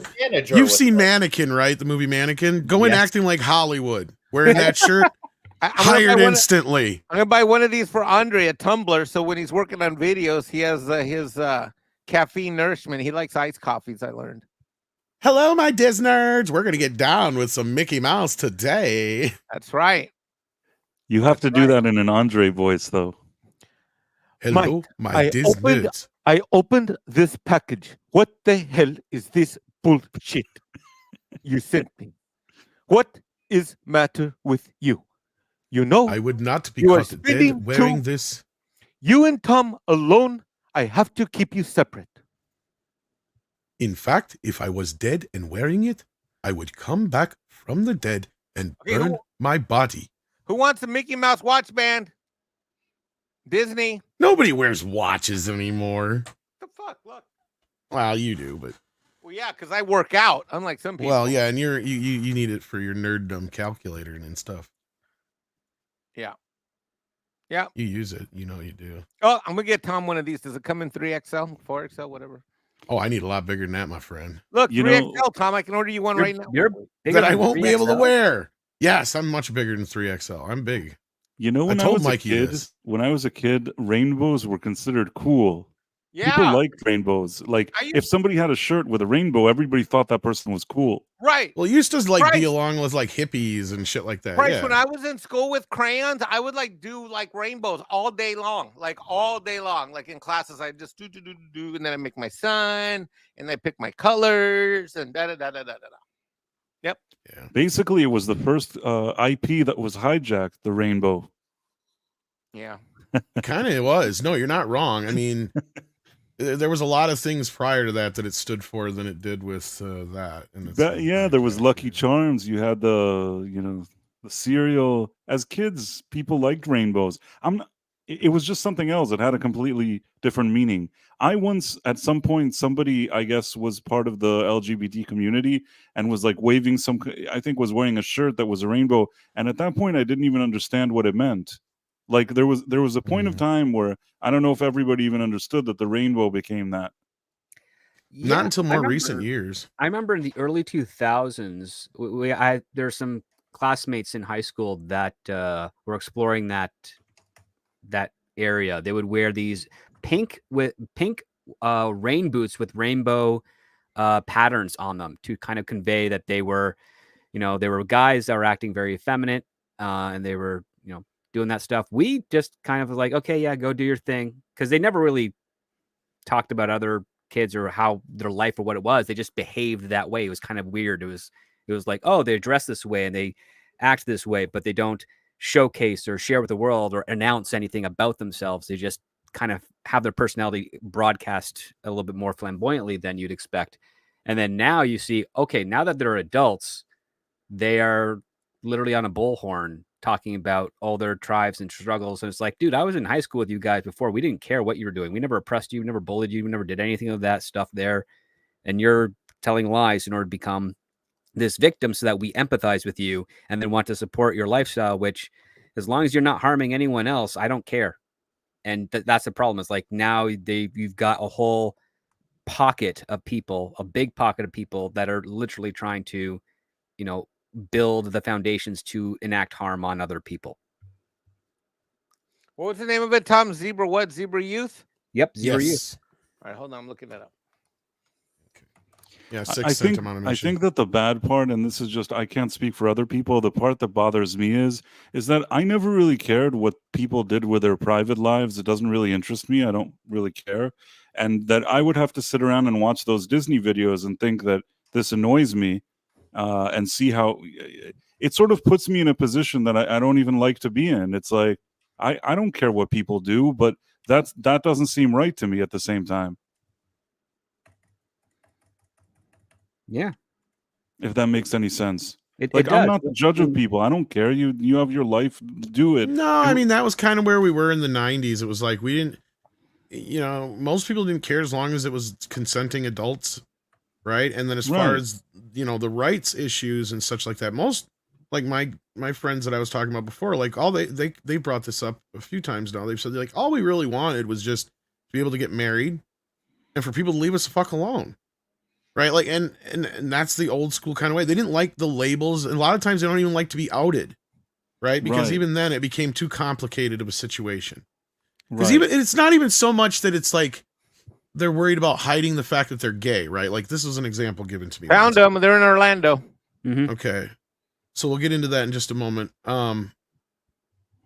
Basically, like, what I was getting at here was, oh, no, I kind of lost my half-assed train of thought. Sorry, you told me to go. No, that's good. That's good. It's fine. Anyway, like, they're just like, they don't want people to know they're gay. That's where I was going with this.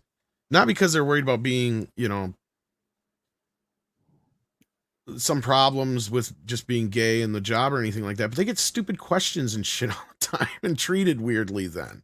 That's what they don't like, right? Is like, it's just, people get curious. Like, that's what I was told. It's like, kind of like I was doing at that point. I said, and they're like, well, yeah, but that's different. Curious? Yeah. I had to throw in the South Park reference. Well, that's the thing. Sure, you have a lot of people who just wanted to get that one step, and those were people who truly actually meant that, and they were fine with it. But the problem is when you get those movements going, there's always people in there who want to keep it going, and they, rather than accept the victory, that the ones that are happy they got the victory, they want more of it. That's why you don't ever see these types of organizations, alphabet organizations, ever really disband and call it a day, because no matter how many times they're there for the cause, some may be, but there's at the root of it, there's gonna be more people who want to just keep it going to expand to more cause. They never just go away after they've gotten their victory. They just ask for more. It's the whole give an inch, taken mile multiplied, and we have seen the slippery slope slide way to another way. And my only fear of this is that the outcome of this could be the slippery slope slides way to the other way as well, and that's just as bad as where we're at now. We need to be right in line in the center. Granted, the right would be probably not as bad, but still too much of one thing can always still be a problem. Yeah, no, it's definitely, I don't like what I see. I mean, this doesn't feel right in a company that has so much influence over children. What we're seeing, it looks like an obsession when it comes to the company culture, and that directly affects the content, and then that affects the children, and somehow that cycle is a really bad cycle. Indeed. And so Mikey, you've been looking in a little bit on a Zebra Youth. Can you tell us anything interesting about them yet, or anything you can find that's funky? Yeah, I've been going through their webpage over here. Anything interesting? Any fun? Business? Kind of fucking interesting as fuck. Hold on. They only have 13 employees, according to what Six said. I don't even know if they're all employees. They might all be volunteers, or some of them. Well, they're launching a new initiative in the Orange County government in Orlando. So this is evidently a company to look out for. But yeah, so they're one of the ones who are definitely coming for your kids. Or kids in general, fuck. Oh, and a licensed clinical mental health counselor. Awesome. Neato. She needs one herself. Neato. For all the sexual, like, who's fucking these people, these weirdos? Like, seriously. Nobody. That's why they're doing this. They're trying to find right? People or create people they can't. That's what I was thinking. No one's fucking these people. Like, here's one. You ready for this one? Here's a fucking winner. It's like, how can you find an AC to go with your DC when you're weird and? Yeah, I think Script's right. Like, fucking so nobody. goddamned unique. All right, look at this weirdo. That. Yeah, I said it. I take full responsibility for everything I say on this freaking show. Dude, leave Tom alone. Not sure what that was. It's a they, them, it, maybe, whatever. It's not a woman. Well, to they, them, it, whatever.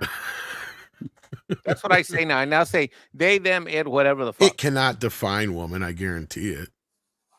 Yeah, you shouldn't either, Tom. You racist, homophobe, istophobe, whatever you are, phobe. I'm a phobophobe. Okay, back to ordering Price some gay pride jackets. I gotta go back to my order. Hold on. You guys interrupted. I was just ready to punch in my credit card. On that note, on rainbows, Dearest brings in two and says, how can I wear my Dark Side of the Moon shirt now? I know, right? They stole the rainbow.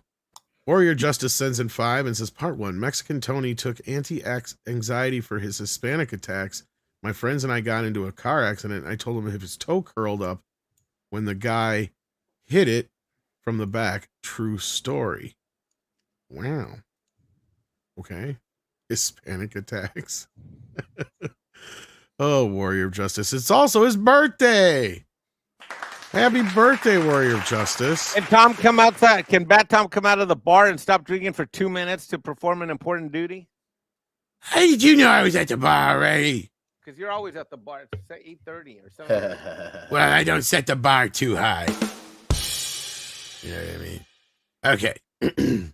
All right, I'm awake. See, that's the difference between the morning time when you guys wake up a thing called Batman who sleeps during the day. Get the picture? Right? And oh, look, it's nighttime. Oh, I'm going to come out and play. That's right. All right. Anyway, Warrior of Justice. I like that name. I'm a Warrior of Justice myself. It says here, it's your birthday. Wow. And you're 9. That's amazing. You know, I was 9 once. It's 29. What? It says 29. Oh, what am I doing here? You're like a grown-up.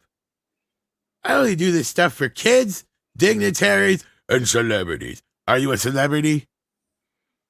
Well, we'll just pretend you're a celebrity since I get paid $20 either way. All right, I got a card now. See, I yelled at Alfred enough, and he put a card in my belt.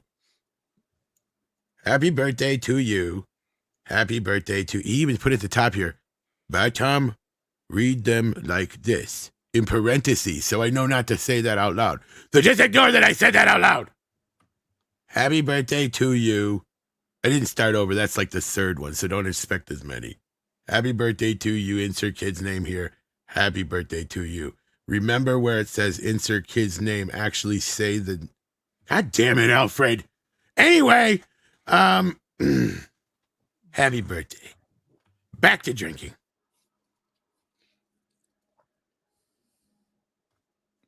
And he's gone. Happy birthday, Warrior of Justice. I hope you enjoyed your appearance from Bat Tom. You just came back as Bat Time finished. How does this always happen? Oh, no, I was back there watching. You didn't see me? I was right over there in the corner watching. That's all. I'm going to have to tell Alfred. Who? Alfred. I don't know who you're talking about. I really don't. All right. Anyway. Yeah. What else? There was a little bit of other news I wanted to cover real quick here. It was Paramount news. Where did it go here? Ooh, Paramount. Paramount. Well, it's really just kind of a reiteration of things that we've been trying to tell people last few days about this whole Paramount deal. Basically, they're laying out the situation in case another rival offer comes in. As we've been pointing out, they have 45 days for a rival offer to come in, and they have that long to entertain it.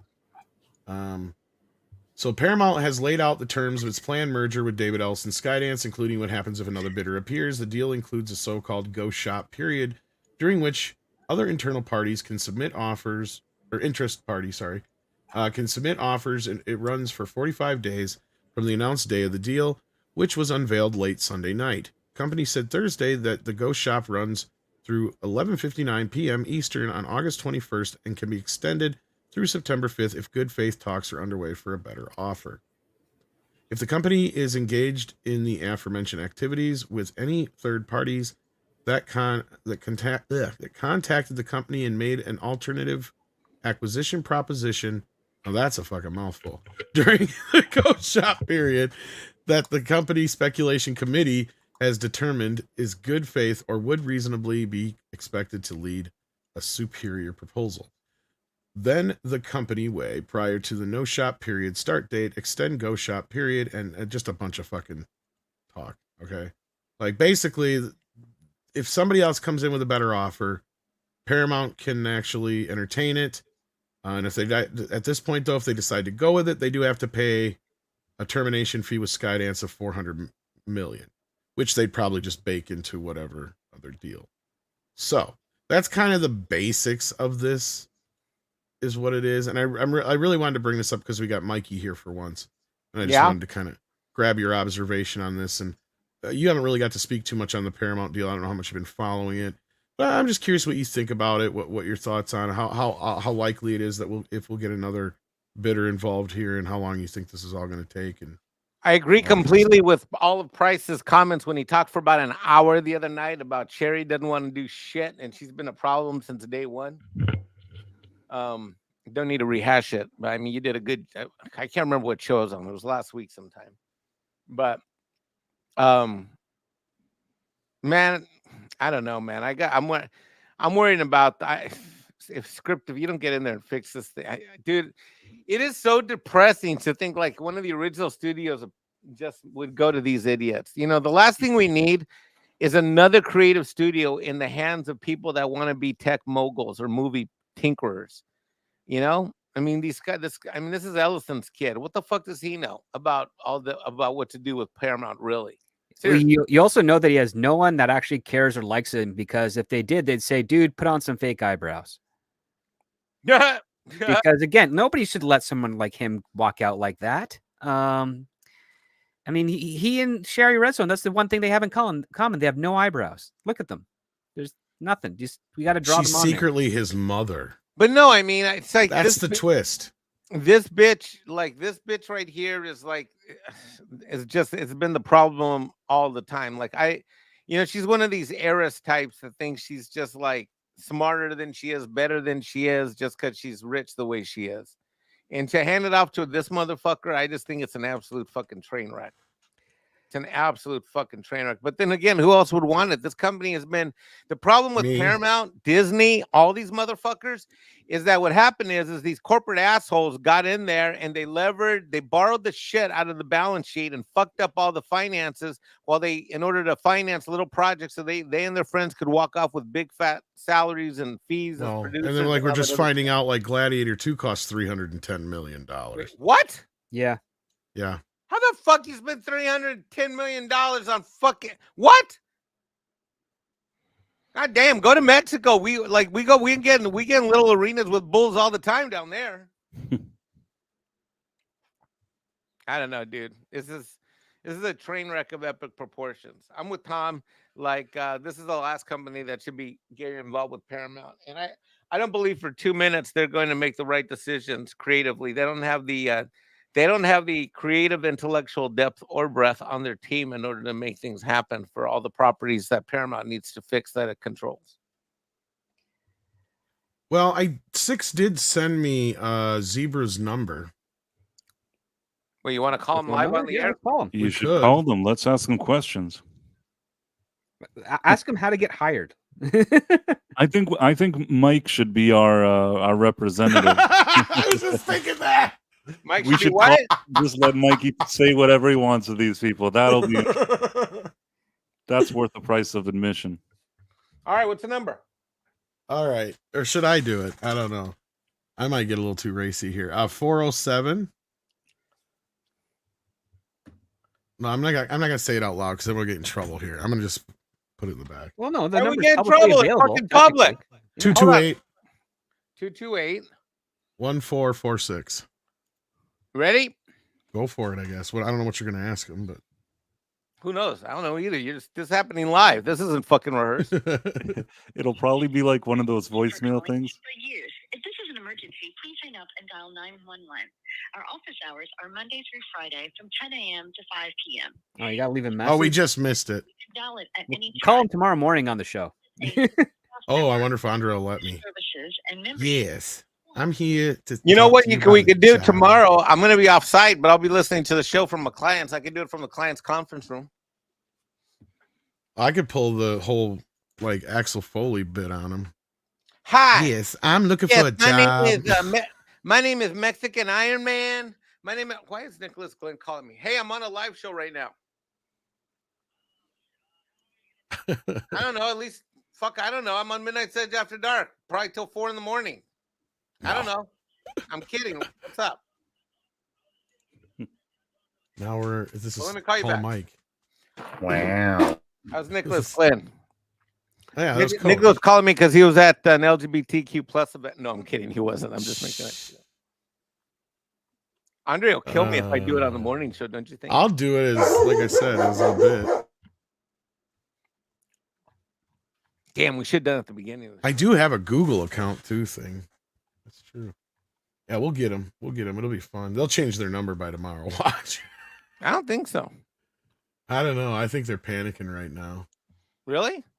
I would if I was them. But Well, I'm not the that thing is, you nefarious, actually so, yeah. understand that what they're doing is kind of criminal. Yeah, They that's don't, what I'm saying. so- Yeah. they don't. So I don't think they're going to be too worried right now. Yeah. But like I was saying, I wouldn't put myself in that stupid ass motherfucking position. So what the fuck, right? Like, I'm just gonna sit here and eat my candy. I mean, vegetables. Don't piss off Mikey, Tom.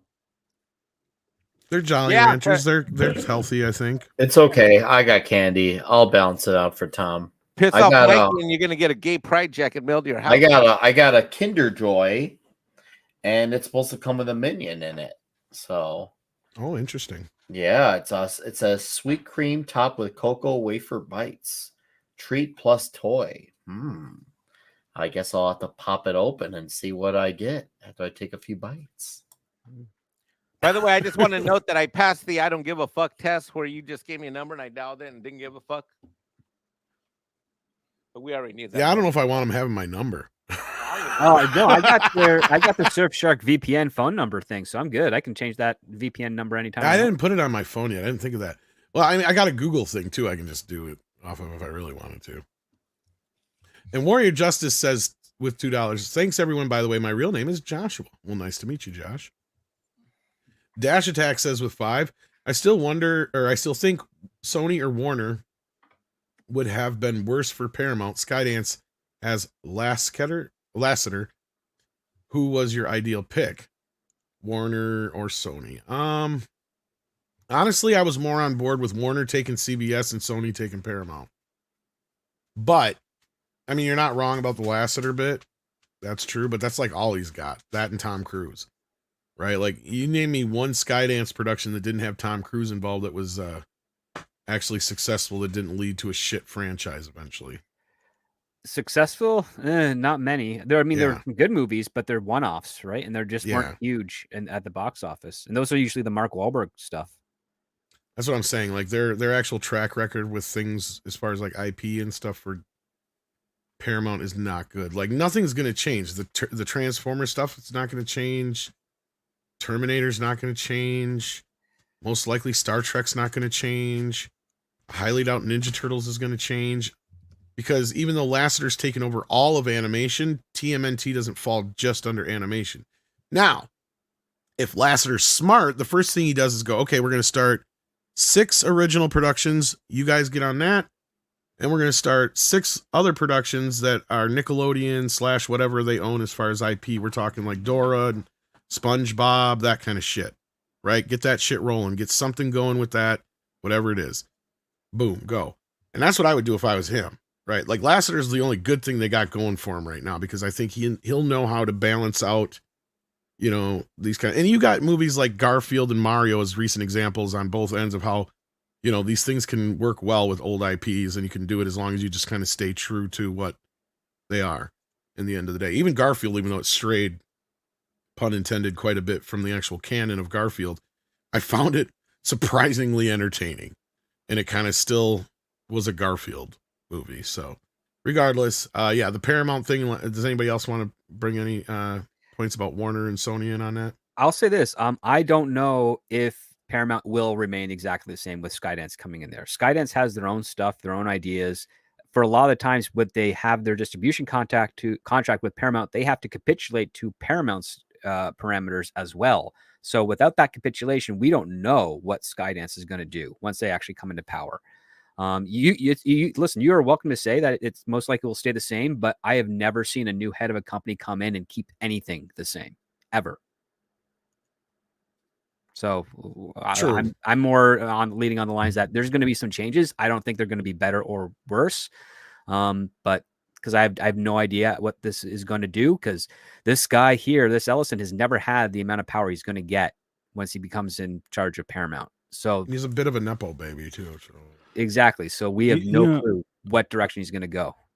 I think the problem is that we've replaced one problem with another problem. We didn't really. Yeah. This doesn't feel like a solution to.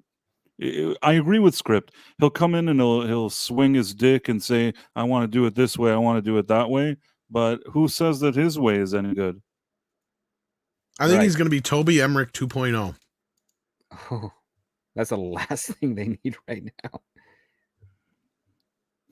He's young, dumb, stupid, and he'll just fuck it all up for 20 years. I mean, the only thing that he kind of has above Toby Emmerich, as far as I know, is that Ellison's not a thief. So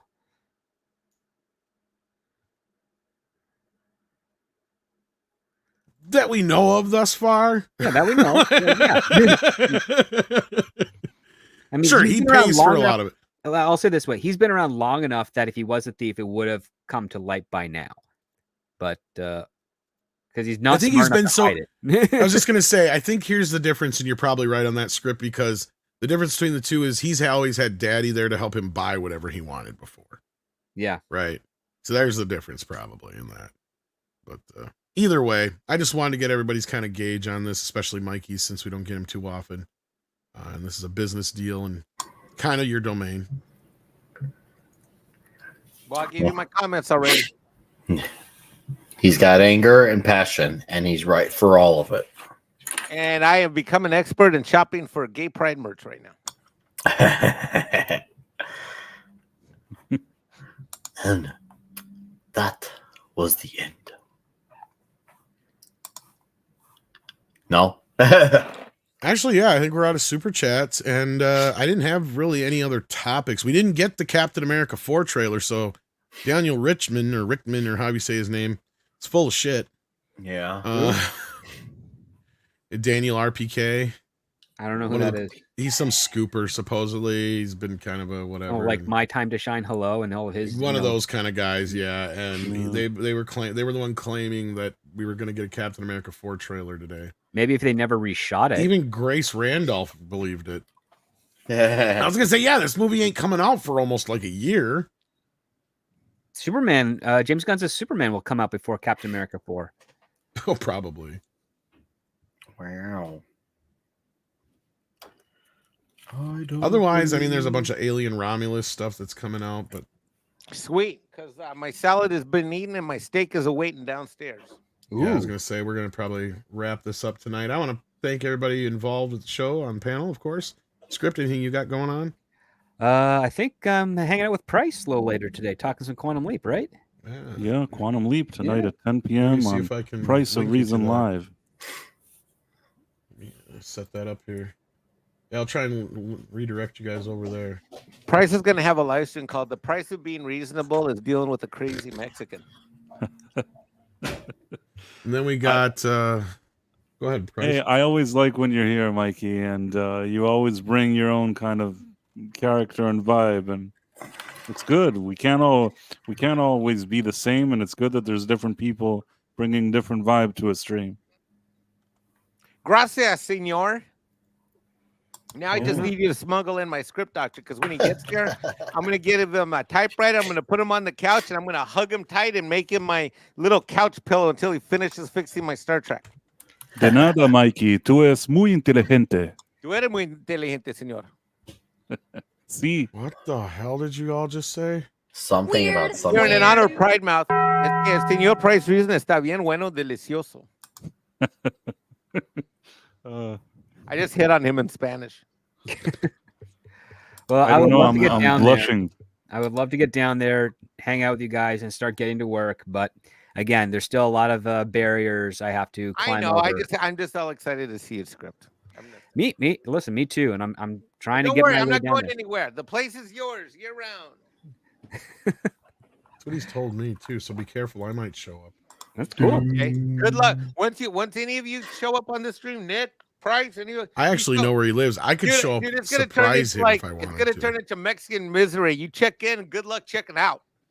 You know what's funny is I could actually show up and surprise him. Script is gonna wake and up. He would have no clue I was showing up. Script's gonna wake up like, why am I chained to the sofa? And why is the sofa bolted to concrete? What? Actually, that's not true. I'm sure he would suss it out because he'd know I was up to something. We got SFXF314 Sabretooth Raptor sending in a last minute $5 super chat. Because I thought you were going to tape script to the doors of the studios, Mexican Iron Man. Yep. Actually, it's gonna be with a staple gun, but yeah. Yep. Oh, okay. Yep. All right. Tom, wait, I'll be with you in 1 second. Don't go anywhere. No problem. And then we got Nick. What you got coming up, brother? Oh, let's see here. I'll be on Thursday Night Throwdown in a little over an hour. Klobby's Comic Shop tomorrow night. And, of course, Toxic Tuesdays on hiatus. We'll be back August 6th for Western Month. And I'm going to try to record a video between now and TNT to hopefully have out tomorrow or Saturday. I also put one out a few days ago. But, yeah, it's been good hang out here. It's been good to vent out some frustration about what's going on with a mega corporation. But thanks for having me, Tom, and chat. Stay vigilant. Don't get black pilled. We gotta be honest and stay white pilled. I got something to promote.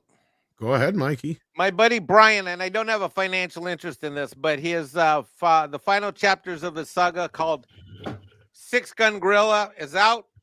I don't have the link right now. I'll just say Six Gun Gorilla. I think I have that too. Yeah, so the latest one's coming out. This is look at that cover. I like that cover.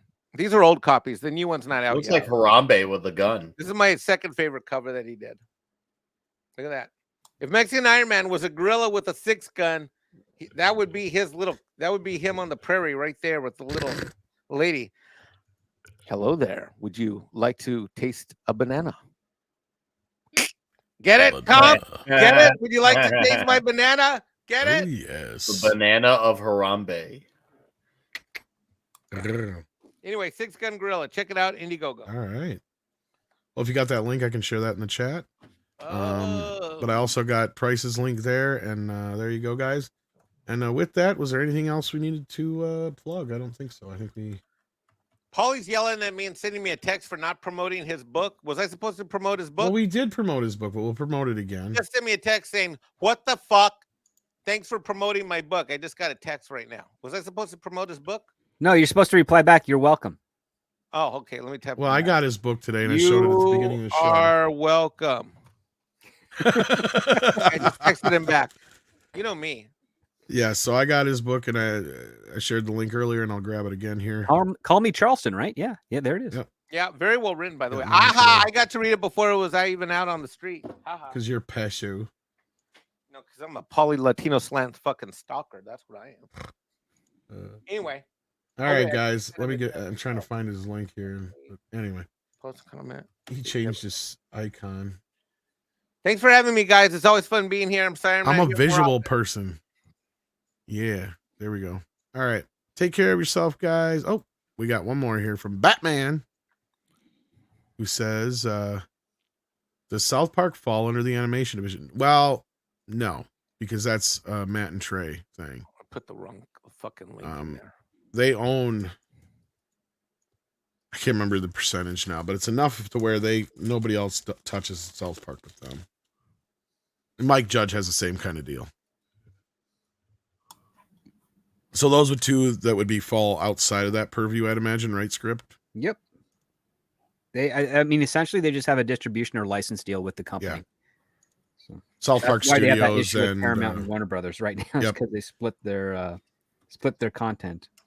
Yeah, South Park Studios and I think I don't know what Mike Judge is, probably Mike Judge Productions or whatever the fuck he calls it. Yeah. And then we got Kitty Bear, who's been here for 27 months. Holy corpoly, that's damn near 3 years. You're getting there. A couple more months. And 6 sending in a last minute super sticker. Let me see what it is here. It's probably a pooper sticker. Knowing her. No, it's a dog. Golden she dog. sent us a puppy. Then now Kitty Bear did send us a Kitty pooper Bear. sticker, though. So 6 sent us a little yellow dog, and then Kitty Bear sent us a pooper sticker. Thank you so much, guys. We appreciate the support. I just realized I'm going to try to have to carve out time because tomorrow is, let's see, the morning show is 12 to 3. Yeah, I'm going to try to show up and see if you do your trans call. I think it'll be interesting. But right now it's tough because during the daytime, my attention's being absorbed by watching Alec Baldwin's legal team get their ass kicked in court right now. I've been trying to keep up with that on top of everything else. I mean, is that the way you see it? Because I don't know. It's kind of a weird, wonky. It's absolutely the way it's going. It's an absolute ass whooping so far. Okay. All right. I guess. What do you mean, I guess? Have you been watching? I watched a bunch of it yesterday, and I thought that the prosecution came off like shit. Did you see all of it, including the redirect on that they did off of the first witness? Well, today they tried to beat up the detective for like 5 hours and fucking got nowhere. No, I didn't see that part. I haven't got that far yet. But based on just they're getting their ass handed to them. Okay, I'll have to check it out some more. I got through the first couple hours the first day. I got through parts of I watched it in different spurts. And now the only person you need to be watching is watch Andrew Branca, Law of Self-Defense. All these other shows that are covering it, don't even fucking waste your time, especially the Law 2 panel shows. No. Well, I know. I just watched the court TV feed, but mainly. No. But watch Andrew Branca's coverage of it. He's the nation's #1 attorney in legal gun use. Well, that's the thing is, I see where his defense is coming in with certain things, and I think they're gonna fucking win this for him. But we'll see. That's where I was not sure. I haven't seen the other stuff though. But 6 sends in a game over super opening sticker. Statements. They had a very strong opening statement. That's what I'm saying. Yeah. I don't know if they're gonna follow through with that though, because it's gonna be pretty tricky. The problem is I'm looking at the prosecution. I'm like, why are they so hung up on the trigger? That's not the point. Because his defense is pretty solid when it comes to the chain of command and all that kind of business. And yeah, regardless, he's nothing more than a prop when he's on the set, basically, which is how the defense should be framing that part of it. The part that the prosecution should be going after him for is the producer aspect. Who hired who? Who made what decision on that day that led to these events? No, that's the thing that would be, but that's not what's being charged right now. And unfortunately, the question being is like, if they do pursue that, are they going to acknowledge his actual producertorial role? Because everything that was done on the Helena Hutchins trial told me that Alec Baldwin was a producer to secure financing, which means that's what I was getting at. Zero decision making. He's not being tried as a producer. He's being tried as an individual who. And that's the thing is the defense on that is going to be. No, it's not, because in New Mexico, if it was in California, you might have a different result. But because of the state of New Mexico, here's what it is. It's going to be negligent homicide. Unintentional. That is the lowest charge. I don't know if he'll do any jail time, but that would be what he's convicted. Well, and there's the thing though, but the defense is really going to be hung up on the whole fact that, and that was where I saw the argument today, because I did catch some of today's, because they were going back and forth on one of the statements that Alec made, because they were trying to say, well, first of all, that was not supposed to be part of the case to begin with, because it's not about the blanks, because there was no blanks, right? There was an actual load in the gun, an actual live bullet. That's what this should be about, and that's what they're saying. And because the prosecution's trying to make this all about the other stuff, and it's like, no, well, really, I see where the defense is coming from on that, because, and again, they also said something about not being able to bring up the Crow and the other guy's situation either. And I'm like, well, okay, so I'm sitting here thinking from that side, I'm like, okay, well, if they open up that line of questioning with what he said about blanks, then that to me tells me as the defense, then that means that should be able to open up the Crow part, because nobody went to prison for that shit. And that's one thing that they can, talk about is regardless if you're going to open it up, the difference between the two. And I think that's why the prosecution didn't want it brought up in the first place. That's just my observation of what I've seen before today. And I haven't got the chance to watch everything. So we'll have to see how I feel after I've seen everything, like you just said, Mike. But so far I'm looking at it I'm not sure what they're trying him for, because it's like, I mean, they're essentially trying to try him for something that it's beyond his control. Within the safety rules of SAG and production, he is technically not responsible for. That's what I was saying. Those rules have actually any effect with New Mexico law, because again, one thing that and I mentioned this on Loki's stream this morning is that or did I can't remember, is that a movie studio and a movie set is literally the only place in the world that has a controlled environment, and it's supposed to be a controlled environment, which means that nothing can go wrong or should go wrong, because every single aspect of it is controlled, scheduled, arranged. Everybody knows their jobs and whatnot. The moment one person makes a mistake, it's not a domino effect, it's a ripple effect. And if you don't catch it right away, and you don't plug it up and correct it, it's going to exacerbate the issues, and then it no longer becomes a controlled environment. Well, and that's what I'm hearing. With every single accident that has occurred on set, it's always been on the legal side of things. The person that made the first mistake is the one responsible, and it trickles out, and usually always kind of leans heavily on the first assistant director, because they're the ones that are supposed to be in charge of those safety and control operations as well. The other part too is that, I mean, under SAG rules, Alec Baldwin only made one mistake, which is that he was not present during the loading of the gun. And the other part you also have to remember is prop doesn't mean fake. Prop means property of the production. So it is the generalization with regards to the greater public to think that prop means fake, but nobody in Hollywood ever acknowledges it as fake.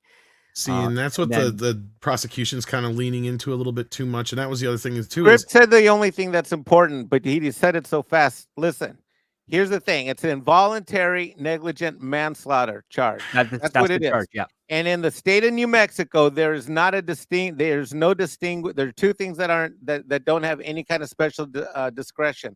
One of them has to be with movie sets. That does exist in California, because it is what's considered a controlled environment. And I get what you're saying, Mike. And number two is that there's a case back in 1955 that was the Supreme Court in New Mexico that has been withheld and tested many times, that has dealt with people that have been convicted when they weren't the ones that loaded the gun. Yep. At all. And that is uniquely New Mexico law.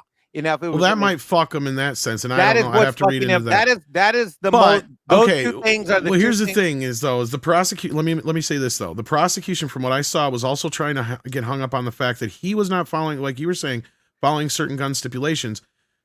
But he called for the safety check, and what happened is Helena only checked 3 of the rounds. She didn't check all the rest of them. So that's what they're going to be hung up on. And really, if his defense was smart, and at least this is my opinion at this point, and I haven't seen the whole thing again to reiterate, my point I'm getting to is they'd be better off trying to run with the idea that, look, in this situation, the way Alec is positioned in this, it is no different than if somebody literally grabs your hand while they're driving a car down the road and say, here, take the wheel, and you have no idea you're supposed to take the wheel, and you get in an accident. Like, it's like, that's kind of the way it feels. Completely. He should. Yeah. The defense is framing this really wrong. They're focusing on did the gun work or not and have an accident or not. That's I'm like, what the hell is all that shit about? I saw that today. It was so stupid. And part of the reason that the defense is so fucked up is because Alec Baldwin wasn't smart enough. Like, what he should have done is he should have gotten the best criminal defense attorneys in New Mexico. Instead, he flew in these civil litigators from New York. And actually, let me rephrase that. It's they don't even tell you to take the wheel. And they're not even Hollywood industry attorneys. These fucking guys. Let me rephrase that, because telling somebody to take the wheel is actually kind of giving them some kind of warning. This is literally when somebody just takes your hand, puts it on the wheel, and they just let you go after hitting the fucking acceleration pedal. Right, and not telling you anything, and just go. Like, I guarantee you, and I'm not trying to stick up for Alec in that case. That's the situation when it comes to him as an actor. Now, as a producer, it's a different situation. I don't care if he files any. I just hope he gets found guilty. I don't know if he will or not, but I hope he does. Well, even if he does, like, that was my point I was saying before. Is he probably won't do any actual jail time, because Helena didn't get shit really at the end of the day. No, and she's the one most. So he'll probably get probation, 6 months. He'll get a similar sentence. A lot of it'll be like cut in half or purged, and then, like you said, he'll have some sort of house arrest type deal or something. Yeah, he's not going to go to jail. I mean, because involuntary manslaughter, New Mexico has the lowest one of the lowest prison sentences. That was my point. Is his defense is making it more dramatic than it fucking needs to be. They absolutely are, and they're burning up their time. They've only got 2.5 days to put in a defense, and they're burning time. Otherwise, I'm seeing the prosecution just trying to stumble through explaining to the fucking jury certain things, and I see them trying to over-explain so much shit and ask too many stupid questions. And it's like, look, most people kind of get and understand some of the terminology. If anything, you need to key in on the other stuff, like I said before, as far as who was making, but then again, I didn't know the parts about certain things like you were saying about that case and the thing, but knowing that, I have to look it up. Either way, I'm trying to get invested in it, but I just don't have all the time in the world because the 6 says it's game over. I promise we get out of here. We're getting out of here, guys. My steak is cold.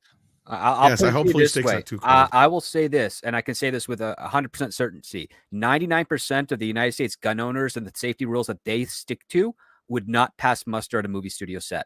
And that's what I've been trying to say for the longest time between stuff I've talked to you and I've talked to at least 2 other individuals that I'm not going to say who they are, but I will say at least one of them knows and has worked with Helena's dad and knows Helena. And the shit that they said, that's the thing that kind of drew me into the point of like, look, I don't like Alec either, but it sure sounds like somebody hired the wrong fucking armorist for this job. That's what it sounds like to me. 3 douchey producers that we saw in the Helena Hutchins trial, the ones that all look the same on HGH drugs and stuff. They're just probably around. They're the ones because this was more or less a DEI hire. Let's be fucking real here. We'll call a spade and be what it is. She's a Nepo fucking DEI hire. And she was not up to the job. And it's her fault that woman lost her life. It wasn't on purpose, but it was due to negligence. And that's one thing that his defense was bringing up, and they really need to hit more and so on. Why were there actual live rounds in the set, and how did they fucking get there? That answer doesn't even have to be questioned. That question doesn't even have to necessarily be answered, but it raises enough of the question to go, okay, so who is really to blame here for this? And that's what I'm saying. The licensed armorist, and that's what you've said from the start too, Script, and I've been trying to tell people too. And that's where the people I've talked to, and you've worked in props, and then so did these other people, and they've said flat out that there is a chain of command, and all the stuff that you told me went right in line with the stuff they told me. And that's another thing that sounds like this set did not have that proper chain of command or demand of responsibility over these weapons. That is a across the board problem. And they're trying to pin a lot of that on Alec too. Now, I don't know if that's fair or not.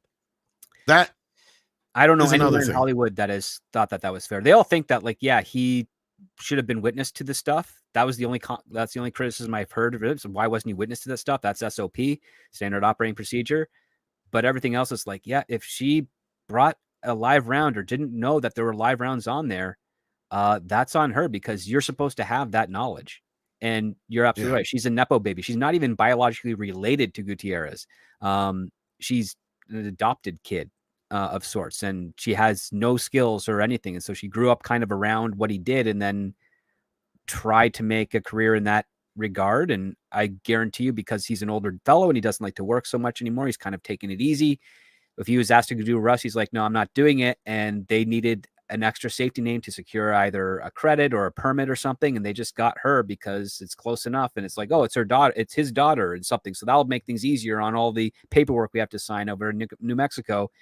And they got into a lot of trouble because, again, it's such a controlled environment. One of the smartest things their defense attorney said is that you have to, as an actor, when you're in a controlled environment like that using guns, you have to actually point it at people, and you have to be able to do that and knowing that nothing's going to happen. And everybody that is in that room knows that that gun is fine and it's safe and there's nothing in there that could harm anybody with it, but you still behave as if though it could, because that is the point. And that's the one thing that the prosecution is jumping on.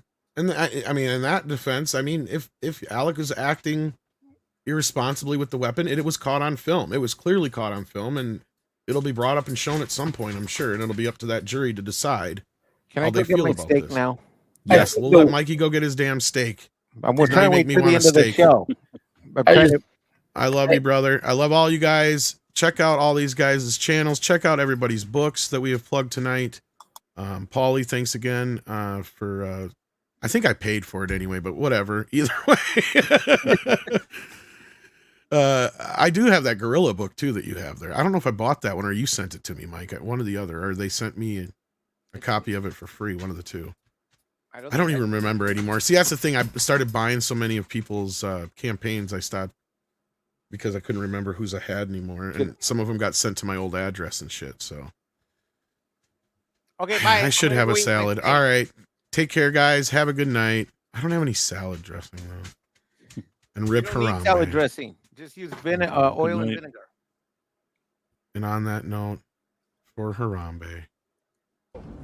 Amy wants green drop drink. No. Amy wants green drop drink. All right, all right. She's allowed one. It'll calm her down.